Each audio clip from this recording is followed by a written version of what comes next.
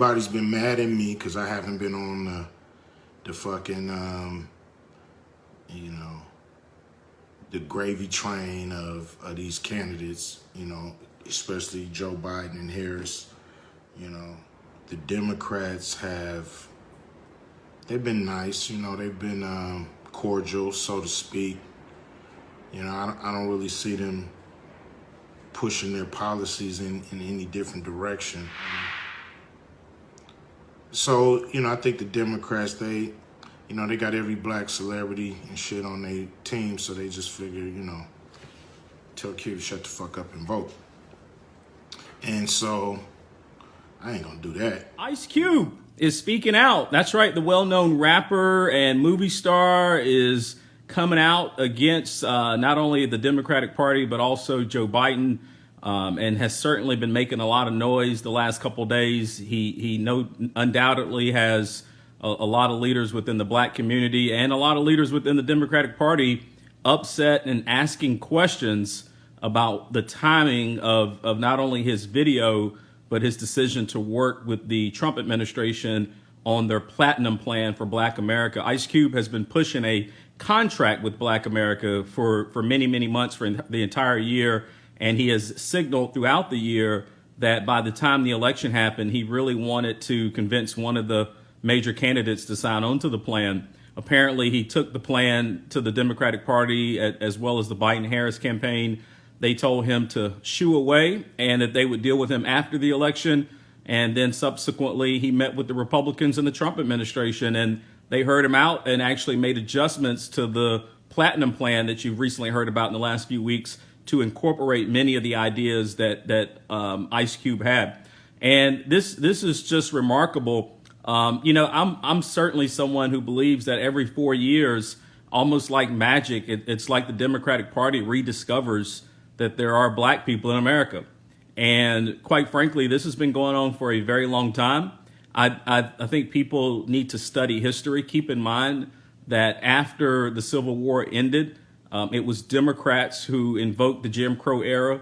And for at least 100 years after we had been freed and given the same rights as every other American, it was actually Democrats and a lot of liberals that fought to keep Black America segregated and away from the voting booth.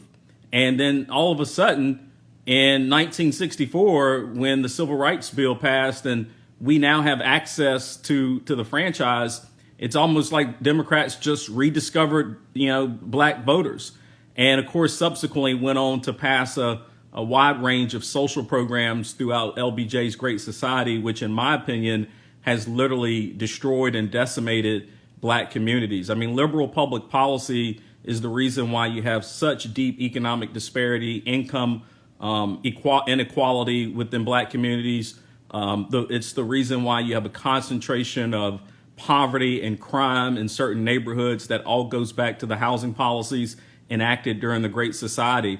And so, prior to the 1960s, you would have seen a large number of black-owned businesses. Prior to the 1960s, over 70% of black homes had a mother and father in the household. You fast forward to today, and only 20% of black households have a mother and father in the household. So liberal public policy has literally destroyed this country. And it just feels like every 4 years, all of a sudden Democrats want to help us. And it doesn't necessarily feel like they're helping us as much as they may be actually killing us. We also met with the Republicans and shit. They brought us in. We talked to them. They've moved their agenda a lot because of what we said. They put $500 billion on the table, and but who knows? Who knows what's gonna really happen? I just know one of them gonna win. That's right. Trump announced a $500 billion platinum plan for Black America, where he wants to mobilize more investment inside of black communities. Not to mention some other add-ons to that plan. He also wants to designate the Ku Klux Klan as a terrorist organization, something that has never been done.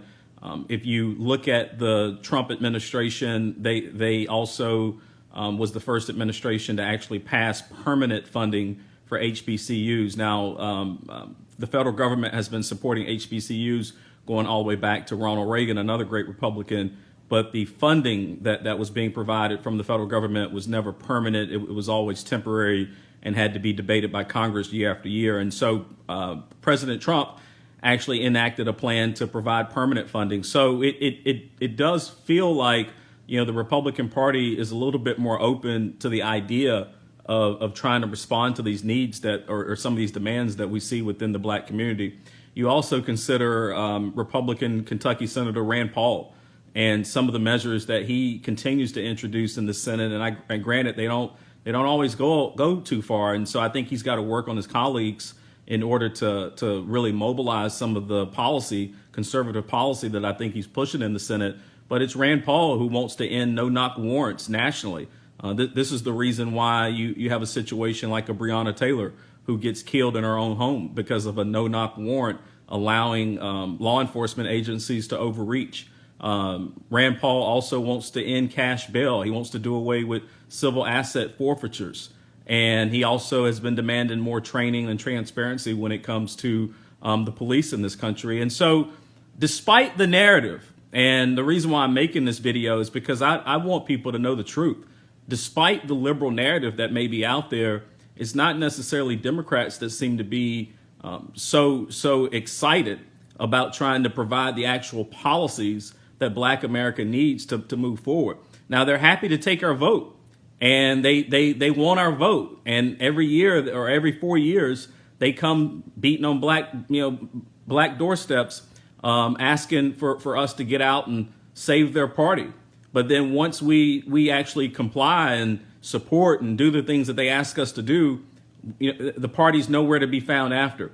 And we see that with public policy. We literally, black America has literally been standing in place for the last 50 years since LBJ enacted the Great Society.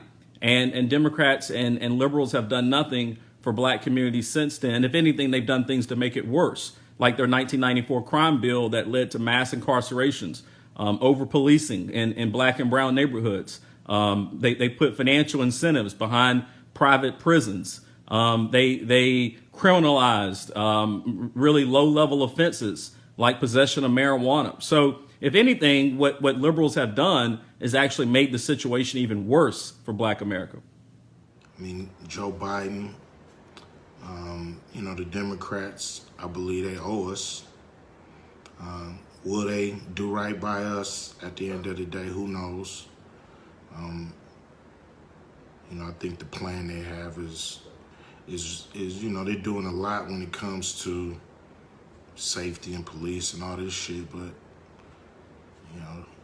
that dough is thin. Everybody.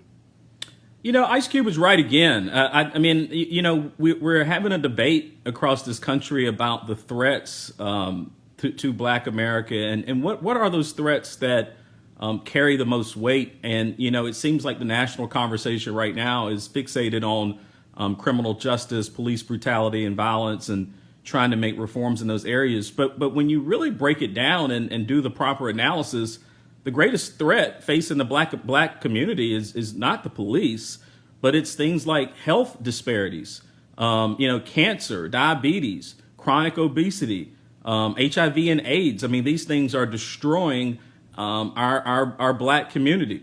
Second would probably be economic disparity. You've heard me mention some of the numbers earlier on in the video. I mean, right now, when you look at black household wealth compared to white household wealth, literally black household wealth is at about $8 compared to well over $200,000 for their white counterparts. So economic disparity should rank, very high on the list. Gaps within our education system is again something that's literally destroying black communities from the inside out. I mean, this is a critical issue.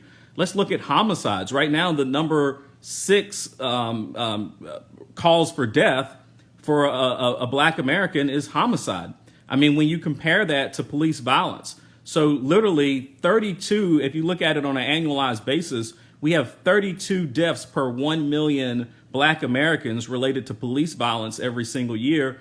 We have 380 deaths per 1 million related to homicide. So when you extrapolate those numbers out, literally you have just under 1,300 people out of 40 million people dying year after year from police violence, but you've got 16,000 dying from homicides. I would say illegal immigration also ranks higher than the police violence and brutality that we've heard so much about. Not saying that's not an important issue, but it's not the number one threat facing Black America.